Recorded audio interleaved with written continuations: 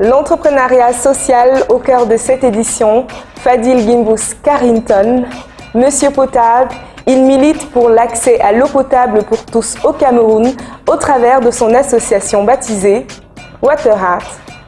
Mesdames et messieurs, bienvenue. Vous regardez Believe in Africa. Merci pour votre fidélité.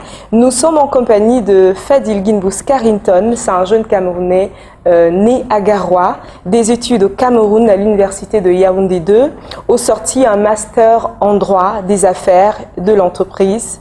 C'est un entrepreneur et il est avec nous aujourd'hui. Merci pour votre présence. Merci madame de me recevoir chez vous. Je suis très ravi de participer à ce programme. C'était quoi votre rêve quand vous étiez étudiant? Alors, quand j'étais étudiant, si j'avais un rêve, c'était de devenir un homme d'affaires au Cameroun. C'est pour ça que j'ai choisi ma filière à l'université pour essayer d'inspirer et de suivre les pas de mon défunt papa qui lui-même aussi était un grand entrepreneur. Donc, je me suis dit comment suivre ses pas et comment créer moi-même ma propre ambition. C'est pourquoi j'ai décidé de faire cette filière. Parlez-nous d'une belle expérience professionnelle qui vous a marqué. Alors, il y en a tellement, mais je ne sais pas si une expérience spécifique.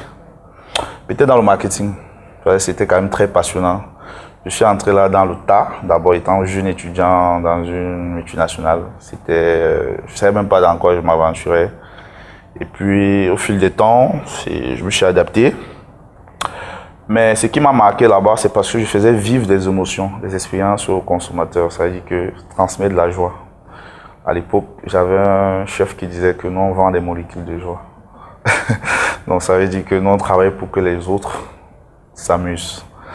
Et à travers cela, ça permettait quand même de voir des gens, des consommateurs déstressés après une journée, célébrer la vie, célébrer des bons moments avec des amis.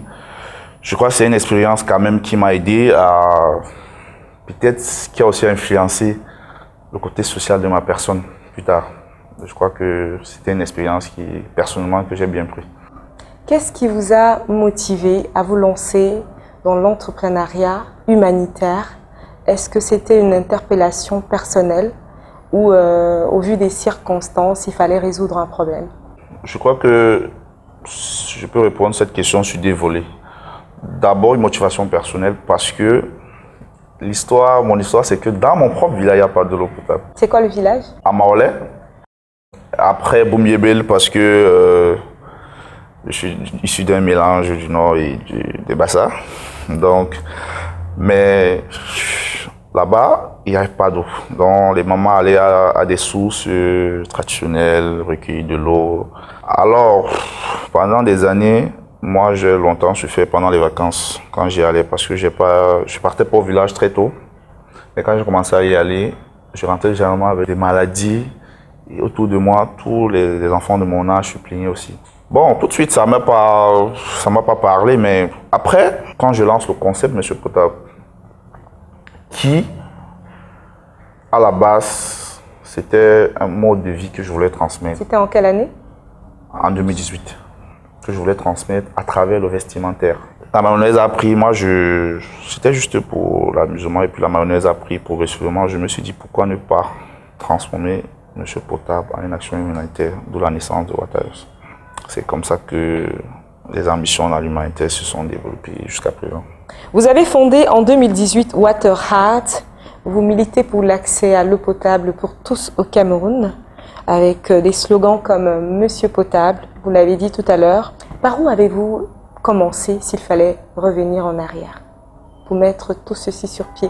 Je lance d'abord le concept. Le vestimentaire avec Monsieur Potable. Avec Monsieur Potable. Pour captiver davantage, notamment la jeunesse, parce que chez nous, généralement, quand on parle vite projet, ça ne parle pas vite les jeunes. C'est-à-dire qu'il faut qu'ils se retrouvent dans leur environnement immédiat. Donc, c'était un peu comme un teasing marketing, parce que peut-être je sortais du domaine. Donc, j'ai un peu transposé un peu le marketing dans l'humanitaire. Parce que je me suis dit, avec les moyens de bord, il faut chercher des stratégies pour pénétrer massivement. Donc, c'est comme ça que, progressivement, que la marque montait. J'organisais des foires, je participais à certains salons C'est donc là que j'ai mis en place le mécanisme.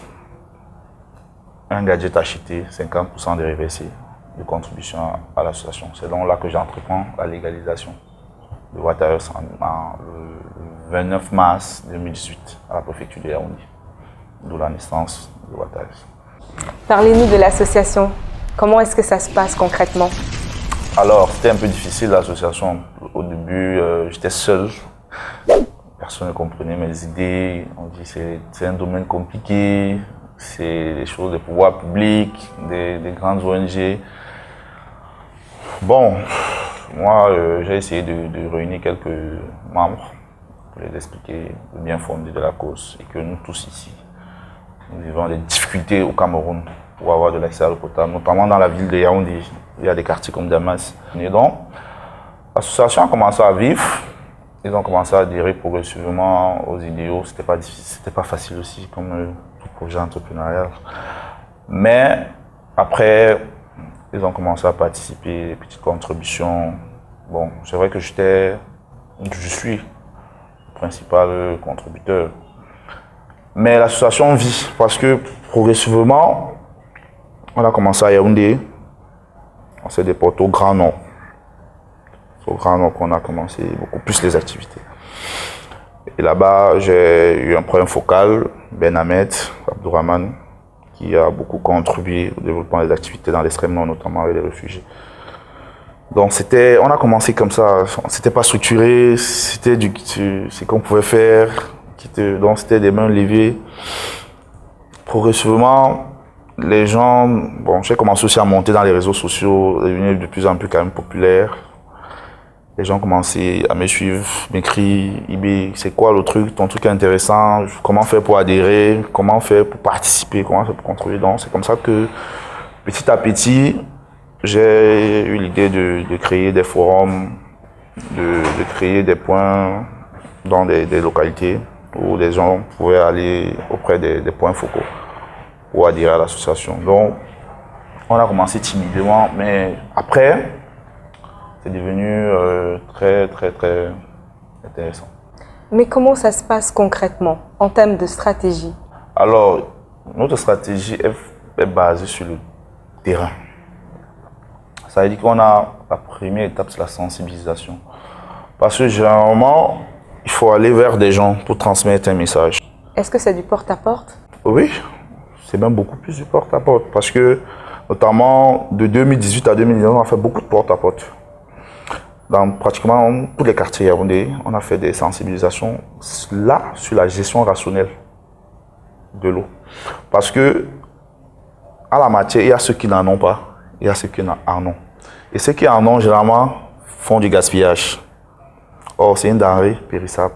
Donc, on a entrepris comment éduquer les ménages à la consommation de l'eau pour donner les chances aux autres qui n'ont pas accès, peut-être dans d'autres quartiers, peut-être c'est une sorte de régulation de consommation pour permettre ou donner plus de chances à d'autres ménages aussi, je ne sais pas, pendant 1 heure, 2 heures, 4 heures d'avoir aussi accès.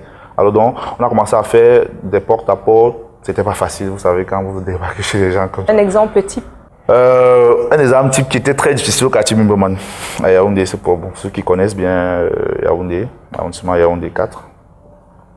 Alors, on débarque dans un ménage, on sonne, mais alors, on nous accueille avec le chien, un chien méchant. Donc, on ne peut pas sonner chez les gens en pleine matinée, comme ça, c'était... Bon, progressivement, on a essayé de ramener la personne sur le bien fondé de notre présence et tout. Et puis, en fin de compte, elle a compris, elle nous a même ouvert les portes. Finalement, elle ne voulait même plus qu'on parte. Et puis, on a eu des discussions intéressantes avec elle. Et elle a compris. Elle a même fait venir ses enfants pour qu'ils comprennent le message et qu'ils le mettent en pratique. Donc, c'est pas facile. C'est pas facile d'aborder les gens, surtout que vous n'avez pas de programme de rendez-vous. Mais il faut aussi aller, notamment dans les bars, vous trouvez des gens. Vous savez, quand les gens consomment de l'alcool, c'est souvent compliqué. Mais fin de compte, les gens comprennent. Les gens comprennent l'utilité parce que, séance tenante, les gens te disent non, fais même le robinet, tu es en train de se verser. Et puis, donc, quelque part, c'est un travail de construction. Parce que les changements de mentalité, ce n'est pas des histoires d'une journée, du jour au lendemain. C'est une construction permanente. Il faut continuer la sensibilité pour que ça devienne une rhétorique, que les gens intègrent ça dans leur façon de vivre. Comment est-ce que vous réussissez à faire grandir le projet? Alors, pour l'instant, c'est un peu difficile parce que on n'a pas trop de partenaires, nous sommes seuls. Donc, côté finance, ça demande quand même beaucoup en termes de logistique, déplacement, parce que parfois on mobilise les volontaires. Vous savez que quand on est dans le volontariat, il n'y a pas d'argent, c'est un engagement pour une cause. Mais ça n'empêche pas qu'il y a quand même des ressources financières qu'il faut déployer, le transport, un casse-route pour la route. Donc, c'est un peu difficile, mais avec la détermination et l'ambition et la vision aussi, on essaye d'aller. Mais progressivement, les ressources sont quand même limitées. Parce que on n'avait que des activités qui permettaient quand même de rentabiliser, de financer nos activités qui sont quand même progressivement à l'arrêt, notamment des contextes. Mais on essaye d'aller. Vous avez commencé avec combien en termes d'investissement? Où est-ce que vous avez trouvé les fonds? Bon, moi je ne vais pas cacher, je travaillais quand même quelque part avant. Donc, quand je prenais mon maigre petit salaire, là, au lieu d'aller quand même faire d'autres choses, je gardais pour financer le projet, financer les activités. Bon, moi, je réinjectais parfois mon salaire dans ça, je me privais. Vous avez investi combien? Vous pouvez pas dire? C'est un peu compliqué de le dire à la télé parce que il y a quand même des gens qui nous regardent et puis... en fait, c'est juste pour donner de la lumière au projet. On démarre avec combien, même si c'est approximatif, parce que de toutes les manières, une entreprise, elle grandit. Ouais. Mais il faudrait que les téléspectateurs qui nous regardent, parce que l'émission est dédiée aux... C'est aussi pour le learning aussi. Voilà, se lancer dans une activité comme celle-ci, on peut commencer avec tel montant d'argent en termes d'investissement. Et au fil du temps, on grandit et voilà quoi. Donc, voilà, maintenant, si vous ne voulez pas donner le chiffre exact, c'est pas grave. Vous êtes actif dans combien de villes? Vous avez mentionné Garoua. Vous avez mentionné également Yaoundé. Alors, nous sommes à Garoua, qui est un peu comme la base du Grand Nord, mais nous sommes aussi présents à Ngaoundéré depuis mars 2021. Nous sommes en cours d'être présents à Marois, Bertois, parce que c'est une ville où j'ai fait des études et puis les gens me demandent tout le temps, tu fais des trucs à Yaoundé, pourquoi tu ne viens pas là-bas? C'est pour ça que de plus en plus je suis un peu à l'est. Et Douala, je crois que depuis, je crois aussi mars, mais après les activités sont arrêtées avec la pandémie là, et tout ça. Donc on peut dire, grosso modo, nous sommes présents dans 5 villes. Mais je crois aussi, il y a Kribi, il y a les départements comme Kribi, il y a aussi Batouri, qui sont parmi nos villes qui comptent maintenant actuellement. On va marquer une pause et on revient tout de suite.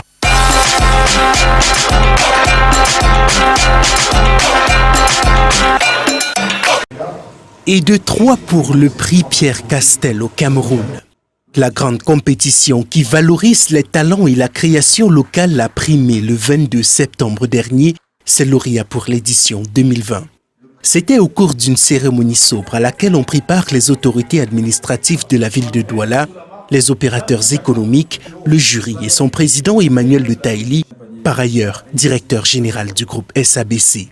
Pour cette édition, comme pour les précédentes, la qualité des projets présentés a une fois de plus mis en valeur la capacité d'innovation des jeunes porteurs de projets camerounais.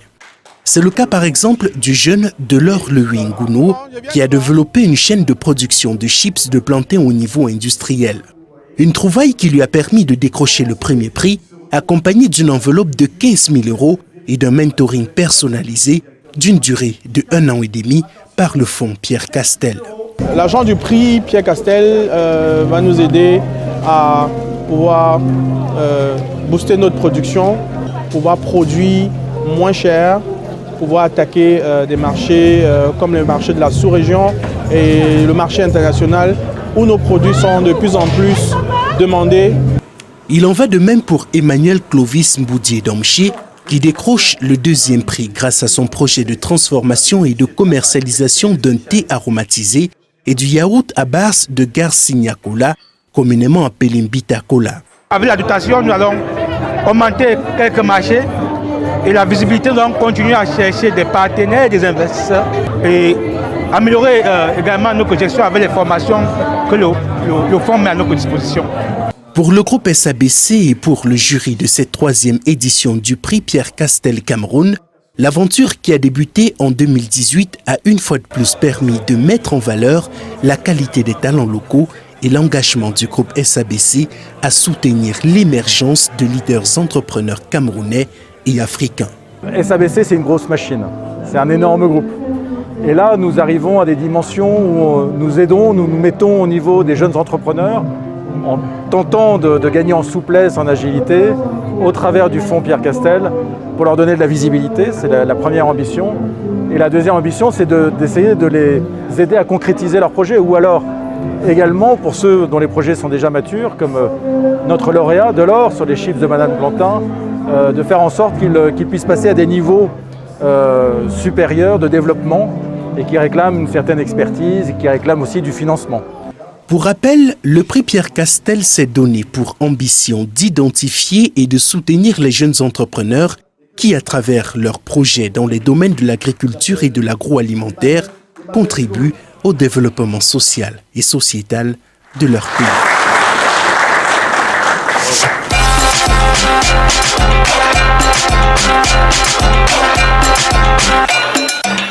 De retour sur ce plateau, nous sommes toujours avec l'homme entrepreneur Fadil Gimbous Carrington.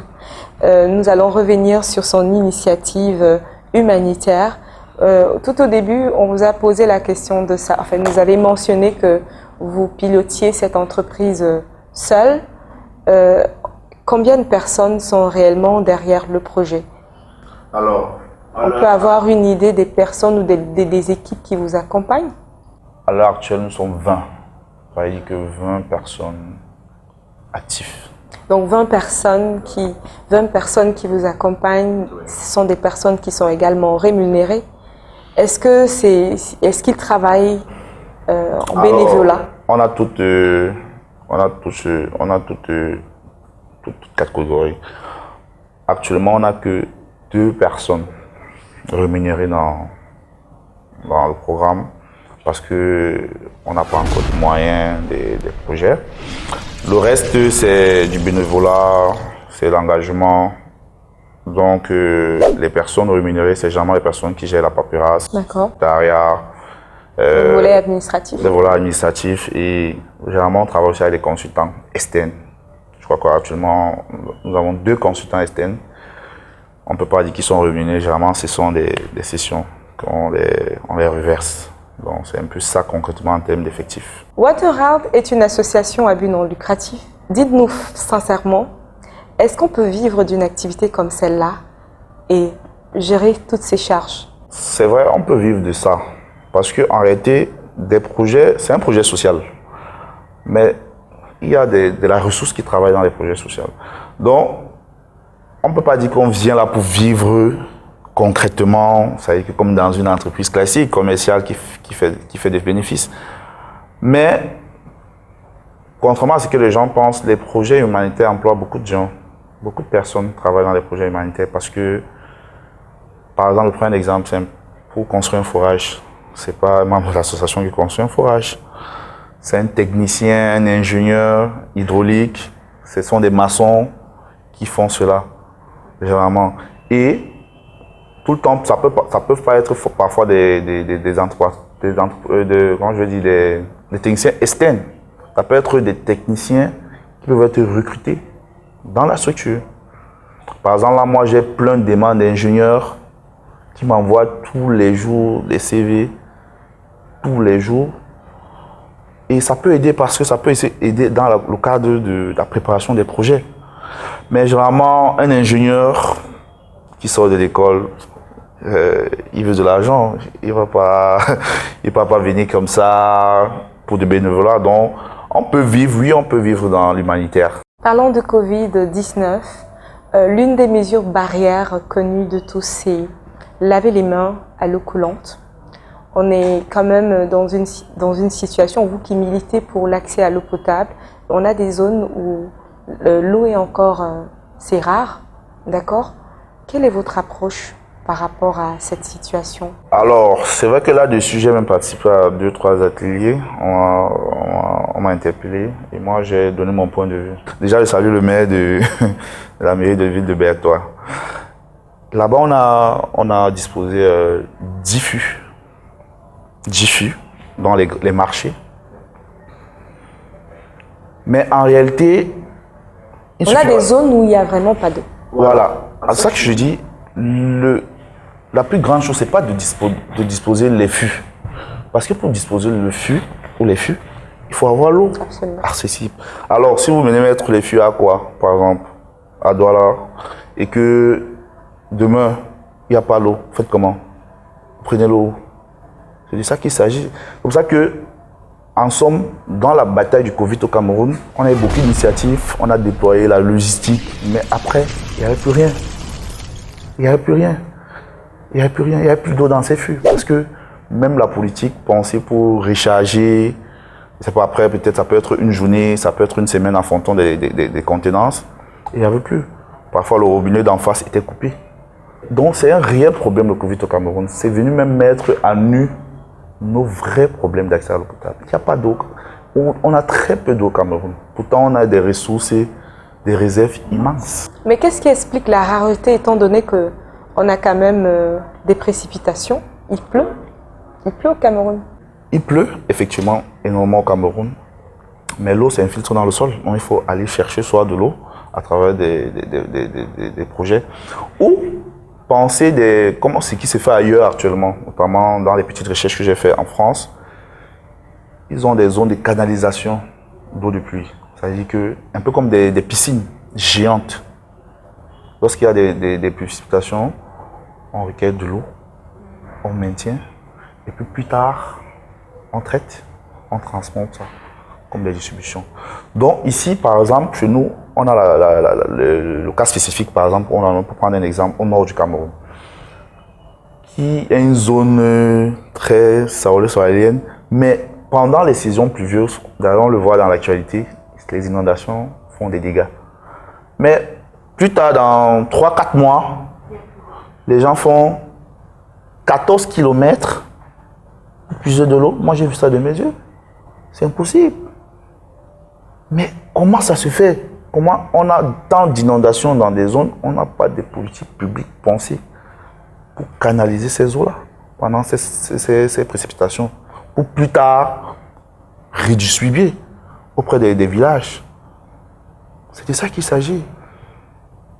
Donc je crois que ça rend le combat du corona difficile. Parce que si c'était que la règle, se laver les mains, franchement, disons les vérités, ça devait être très compliqué. On va revenir sur votre activité, le day-to-day.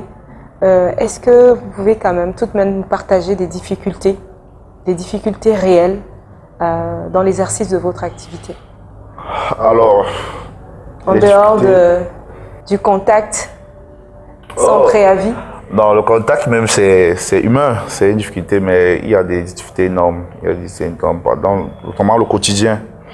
Déjà, on a un problème de local actuellement, du siège, parce qu'on était dans un local une colocation qui s'est pas bien passé. Donc, le cadre, aujourd'hui, nous sommes en train de chercher un nouveau cadre pour mettre le siège de l'association, pour préparer les projets. Parce que si vous n'avez pas un cadre adéquat, c'est quand même difficile de penser, c'est quand même difficile de réfléchir. Et maintenant, deuxième chose, parfois on a la logistique. C'est-à-dire que le matin, par exemple, on veut faire une descente dans telle zone.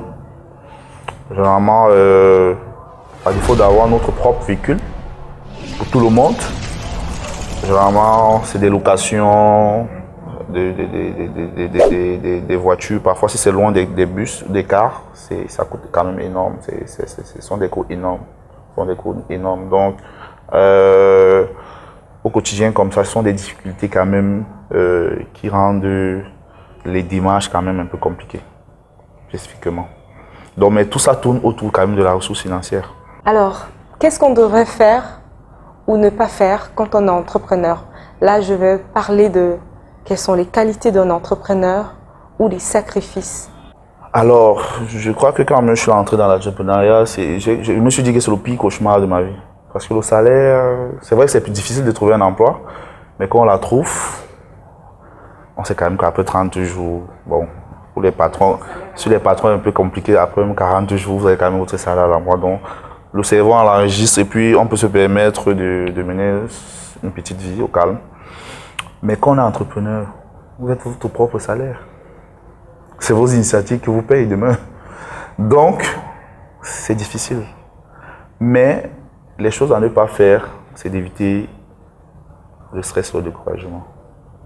Parce que beaucoup de jeunes qui se lancent dans l'entrepreneuriat, au bout de quelques mois, vraiment, s'il y a 10 000 projets ou 10 000 jeunes qui se lancent, 9 500 abandonnent au jour du lendemain. Parce que dès la première difficulté, hier tu te retrouves à avoir des sommes peut-être 300 000. Quand tu te lances, le matin, tu as 2500. Il y a les gens qui t'ont connu, ils ne savent pas que c'est plus ça. Et les gens ont ce souci d'apparence. Qu'est-ce que les autres vont dire? Qu'est-ce que les autres pensent de moi? Un peu comme une sorte de culpabilise. Est-ce qu'il n'est pas devenu le dernier? Est-ce que c'était pas préférable de garder son emploi? Mon emploi, mon petit confort. Donc les gens se remettent en question. Les gens se remettent en question au point où, malheureusement, d'autres décident d'abandonner. Parfois, c'est des projets géniaux.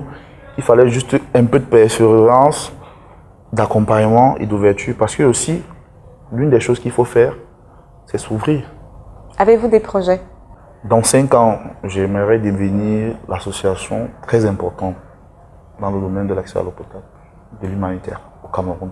Parce que chez nous, c'est généralement des organisations internationales, donc ceux qui viennent d'ailleurs, qui travaillent avec les pouvoirs publics. Moi, je souhaite devenir un intermédiaire avec les pouvoirs publics pour défendre la cause des plus défavorisés, des plus vulnérables. Avoir un siège digne de ce nom, avoir des représentations dans les régions pour se déployer et avoir des ressources financières conséquentes pour implémenter notre vision, notre politique. Un mot de fin à l'endroit de toutes ces personnes qui nous regardent, particulièrement les jeunes. Alors, ce que je dirais aux jeunes, c'est d'y croire. L'avenir n'est pas noir. Et puis, il faut participer au travail de groupe, aux initiatives d'où qu'elles viennent. Parfois, il n'y a pas d'argent. Ça peut être dans l'économie sociale, ça peut être dans l'économie d'échelle. Commencez. On ne perd pas de toute façon, on apprend toujours quelque chose. Ça peut servir demain de tremplin. Donc, c'est la détermination et la volonté. Vous serez présent au Forum mondial de l'eau en mars 2021 au Sénégal. C'est un forum qui se tient toutes les 3 années. Ouais. Vraiment, merci pour votre présence. Ce que vous faites, c'est une initiative louable. Vous êtes courageux. Entreprendre dans le social, vraiment, il faut du courage. On vous souhaite bien le meilleur pour la suite. C'est moi qui vous remercie. J'espère que davantage vous m'accompagnerez dans cette initiative, notamment transmettre ce qu'on fait auprès des populations. Chers téléspectateurs, merci pour votre fidélité. C'était Believe in Africa. Rendez-vous très prochainement, ça sera avec un autre talent d'Afrique. Ciao, ciao.